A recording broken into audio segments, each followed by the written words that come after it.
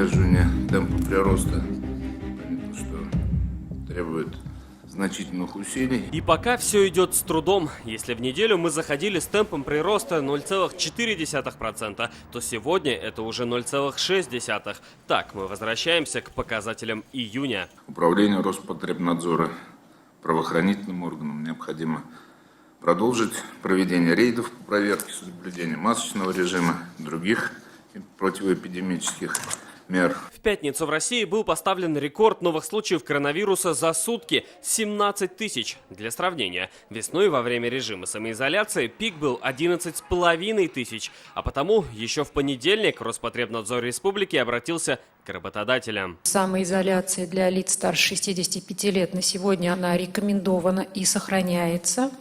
И обращаемся к работодателям, чтобы для данных лиц все-таки по возможности был предусмотрен дистанционный режим работы. В среду организаторов попросили перенести концерты. И в этот же день встал вопрос об ограничении времени работы кафе и ресторанов. Все зависит от предпринимателей и самих посетителей. Если мы будем видеть, что все-таки меры не соблюдаются и нет той ответственности, которую мы на сегодня ждем от предпринимателей и юридических лиц, вполне возможно, данный вопрос будет обсуждаться. В четверг стало известно, в медсанчасти КФУ открылся очередной ковид-госпиталь. И в первый же день он принял 30 пациентов с диагнозом ОРВИ и ковид среди госпитализированных и преподавателей вуза. Специалисты, которые ранее работали в аналогичных госпиталях, сегодня они работают в республиканском клинической больнице, большой РКБ, как мы его называем между собой.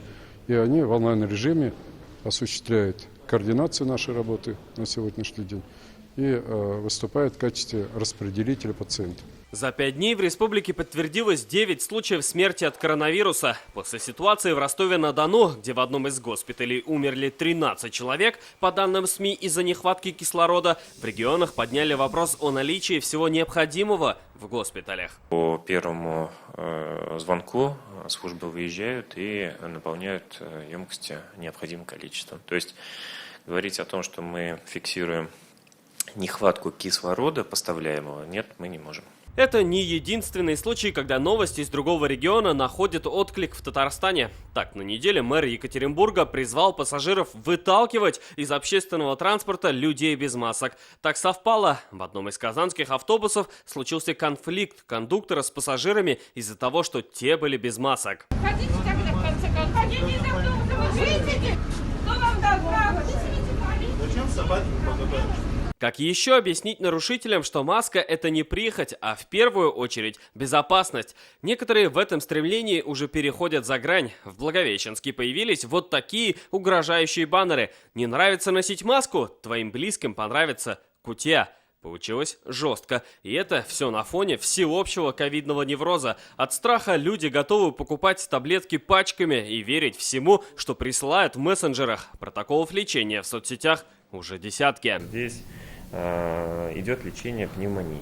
Насчет этого надо очень серьезно думать. Вот четко следовать, что на 1-4 день вот это, а на 5-7 нет, так не пойдет. Но вот это, если я правильно помню, это уже приближено к лечению острой респираторной вирусной инфекции, а именно COVID-19. Но в любом случае нужно... Безусловно. Основной посыл, что консультация врача первична. Пациент может о себе что-то не знать, может не принять во внимание какие-то факторы. Психологи говорят, мы никогда уже не будем прежними. Наше общество начинает жить по правилам ковид. Вот на этой неделе в Казани на маршруты вышло стерильное такси. В салоне стоят ультрафиолетовые приборы. Ультрафиолет на кожу напрямую не воздействует, он убивает только микроорганизмы и вирусы, которые находятся в воздухе. И в таких условиях борьбы с вирусами, масочного режима и антисептиков нам придется жить минимум до весны. По прогнозам эпидемиологов, зима будет непростой. Вот и глава ВОЗ накануне сообщил, впереди трудные месяцы пандемии. Салават Мухаммадуллин, ТНВ, Казань. Наша рука помощи вашему бизнесу. Антикризисные предложения. Телефон 843 5 705 100. Көтелмәгән кунак көттөреп кенә интернет челтәрләренә дә килеп җитте. Хәзер бу фильмның барлык серияларын ТНВ.ру сайтында карап була.